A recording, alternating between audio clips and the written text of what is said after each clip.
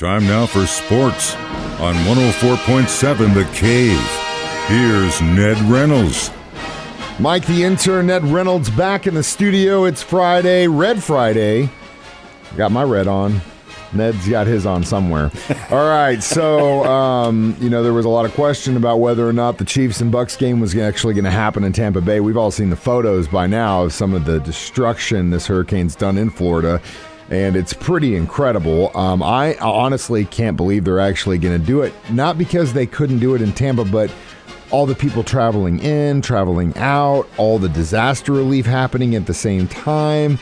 It's going to be very weird in Tampa. Well, it'll be difficult, no question about that. But the NFL and the Buccaneers went to the state and they said, really, how dangerous is this going to be? Because the storm is gone. It's been gone for a couple of days. The damage in and around the Tampa area, not quite as devastating as they thought it was going to be, because the storm shifted a little bit more south down toward Fort Myers, which is not good as far as my family is concerned. I have a nephew who lives down there. But over and above that, the state said it's not going to be too much of a risk. Well, the NFL is very reluctant to ever move any games because it involves a ticket disruption, number one, and plans, number two, and your home court, or home field, in this case, number three. So they said, okay, if we can get power on, and they were assured that they can, let's go ahead and keep it there. That's number one. Number two, Mike, is really kind of a non-tangible feeling by the Buccaneers and the NFL that if we play this game, that allows the public, which has gone through just a devastating circumstance here with the hurricane, to really kind of alleviate a little bit of pressure and see the game, or at least hear the game, and find out what's going to happen and take their attention off some of the problems that have had. The NFL's done this before in dangerous circumstances. I remember very clearly, I was in the Navy at the time when President Kennedy was assassinated. Well, the NFL went ahead. It was on a Tuesday, and the NFL went ahead and played games the following Sunday. They did take some criticism for it, but they also took some compliments, Pete Rozelle and his decision, because it did help to alleviate just a little bit of the psychological pressure. You have to take a lot of things into consideration, and that's one of them. But they will play the game in Florida, and it will go on as scheduled. It's going to be tough. Hopefully the Chiefs can right the ship. We'll talk a little bit about that next hour. All right, so last night, Bengals, Dolphins, I knew it was going to be a pretty good game. Cincinnati looked a lot better than they did in the first 3 weeks, and then all of a sudden, Tua just gets nailed. And I mean, we were at Coyotes for Thursday Night Football, and that whole room just went I haven't seen any later report on that, but he did have to get carted off the field. This is a guy who got hit last week in the head and was allowed to come back. That resulted in an investigation. I don't think anything ever came of it, but he got it again. It's head and neck injuries that he suffered, and they had to stabilize him as they took him off. Haven't seen any later report. Hopefully he's going to be okay. Teddy Bridgewater came in and backed him up as quarterback, and Bridgewater's functional, but the Dolphins weren't in the game. I think a lot of their attention had been diverted. They didn't play very well, and the Bengals beat them 27-15 in this game. The Bengals are a good team. Got off to a slow start. Mike, you might, and I think any pro football fan would understand this, a lot of these good teams are getting off to slow starts, and there is a reason why. And the reason why is the 3 preseason games. It isn't 4 or 5 or 6 like it used to be. It is 3. I'm a proponent of having it down to 2. But what that does, while you get a chance to assess your players, you don't give them the opportunity to get into game conditions and get the rhythm going. And I think that's what's happened to the Bengals. They're back now. Burrow played very well last night, and Miami's a good team. I think that has a major factor. We'll see how it all morphs out as the season goes on, but hey, the Bengals were the winners last night, 27-15, and we hope that Tua is going to be okay. Yeah, and definitely, I'm sure the Dolphins fans hope that too. I mean, for what I heard, he was released from the hospital and he was responding and stuff, but yeah, he got knocked out cold, man. It was scary, He'll probably scary be out thing. for a while. Yeah, definitely not playing anytime soon. So we do have some big area games going on today and tomorrow, don't we? Well, yeah, the high schools tonight. The college football scene is tomorrow, and the Bears have a very big game. It's a 12 noon kickoff in Grand Forks, North Dakota. And, folks, this is a big game. North Dakota, University of North Dakota, the Fighting Hawks, are probably not quite as good as South Dakota State, but they are good. They are a capable football team. They have 2 wins against 2 losses. So do the Bears, 2 wins against 2 losses. North Dakota's opening game this year was against a D1 team, and they played Nebraska and gave Nebraska. Now, Nebraska's not all that good, but North Dakota gave them a pretty good fight before losing it 31-17. They do have 2 wins, Northern Iowa, that's a conference game, and Northern Arizona on the road at Flagstaff. That is a very big win for North Dakota. Their other loss came last week to Southern Illinois, also a conference game. This is a huge one for the Bears. They're 0-1 in the conference. That loss to South Dakota State. We'll see how the Bears respond for this one. They should win, but nothing is guaranteed. Mizzou is playing the number 1 team in America, Georgia. Oh, my. Georgia comes into Columbia as a 4-touchdown favorite, and that's perfectly reasonable. And then down south, in the southern part of the Ozarks in Fayetteville, Alabama, number 2 in America, comes in to play the Arkansas Razorbacks, and the Tide is a 15-point favorite.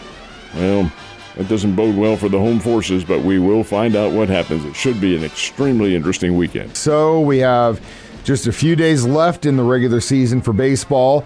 Cardinals really don't know yet who they're going to play in the playoffs, and the Royals are not going to go into the playoffs. Let's start with those guys. Where are they going to finish up their regular season? Cardinals have 6 games remaining, and there's 3 at home this weekend, Friday, Saturday, Sunday, against the Pittsburgh Pirates. Then there's 3 on the road, Monday, Tuesday, Wednesday, against the Pittsburgh Pirates to go to Pittsburgh. This is all brought about by the very strange beginning to the season. We don't need to get into that foolishness, but that's why this is happening now. They've had to readjust the schedule. Anyway, 3 against the Pirates, and this is the closing regular season. This is a farewell tour at home for Yachty and for Albert. It is not their farewell games at Busch Stadium because they have the playoffs coming up that start a week from today. Okay, 6 against the Pirates. What the Cardinals do here really doesn't make any difference except for final season stats and things like that. The Royals have all 6 of their games, I love this, have all 6 of their final games in Cleveland this weekend, and then to start next week. They stay right in Cleveland. They might as well buy a home there because that's where they're going to be. For a week. Anyway, or a condo. Anyway, 6 games, I should say, for the Royals in Cleveland to end the season, and it will be their end. They're not going to the playoffs, but the Guardians are. The Guardians are the Central Division champions. So they'll want to keep their game honed up. Anyway, that's how it ends. The final season for the Cardinals begins next Friday. When I say final, the playoffs begin next Friday, and the Cardinals will have all their games at home. That's the way it works. Friday, Saturday, and if necessary, Sunday. It's a best of 3. Who are they going to play? Well, right now, if it were to begin today, it'd be the Phillies. But that is very dicey because the Phillies and the Brewers are separated by a half a game. Well, you can't end the season with a half a game separation. Everybody has to play the same number. And Philadelphia solves that problem today because they have a doubleheader, a day-night doubleheader against the Washington Nationals. The Brewers are playing the Diamondbacks this weekend. They played the Marlins yesterday and lost, so they didn't create a tie. But this is going to probably go down to the final day of the season, and that if it ends in a tie there, then there's a mathematics formula for breaking it. They're not going to play it off. It would be a formula. So the Cardinals are going to play either the Brewers again or Philadelphia, one or the other. And you say we want to face Philly. Well, Philadelphia's my boyhood team, but I know. They're not playing very well at all. They're a team capable. They've got all these sluggers on the team, Schwarber and Bryce Harper and Castellanos. And I mean, this is a power lineup like the Cardinals have, only they've gone to sleep. Yeah, well, then power doesn't do you a whole lot of good if you're not working together. So it'll be an interesting finale to the regular season. It always is. All right, so where are we at in the high school football schedule as we enter October? Well, a little bit, and this is hard to believe, a little bit beyond the halfway point. This is week 6 coming up tonight. It's a 9-week regular season. Wait a minute, all the teams play 10 games, don't they? They do. But 9 of them are regular season scheduled. The 10th one is the start of the district playoffs, and that'll be coming up at the end of October. Every team will play in the district. That's the way the formula works and way it should be. Every team gets a shot. It's seeded, however, so that the lower-seeded teams play the higher-seeded, and that's the way everything works out because higher seeds should win and should advance. Anyway, this is week 6 coming up tonight. Some pretty big games here in town. Kickapoo will be playing West Plains, and that is a big game. West Plains is very good. Kickapoo is getting a whole lot better. Glendale and Lebanon play tonight up in Lebanon. Also the same kind of formula for a Springfield team against an outlying team or team from the conference that's outside the city. Lebanon is very good. Glendale is getting better. So we have some very interesting matchups coming up. I'm anxious to see what happens. It is always interesting. Well, you enjoy my alma mater tonight, sir. Last but not least, as we mentioned last hour, Chiefs Bucks in Tampa as originally planned, and it's going to be Sunday night game, so that means you and I are staying up late. Ned Talk starts at 5. 5 o'clock. 5 o'clock for our Ozarks pregame show at 104.7 The Cave, and it should be a lot of fun. My crew gets in here. I say my crew. It's our crew gets in here. And Joe Weston does the anchoring, and it's not all football. We sometimes talk a little baseball and whatever happens to be going on. But it is 5 o'clock, and it is live, folks. We do that show non-rehearsed right here from the studio. Then the Chiefs pregame show comes on, and then it's Kansas City versus Tampa Bay from Raymond James Stadium in Tampa, Florida. All that right here, 104.7 The Cave. Always a blast. You guys have a great, great show Sunday night, and go Chiefs.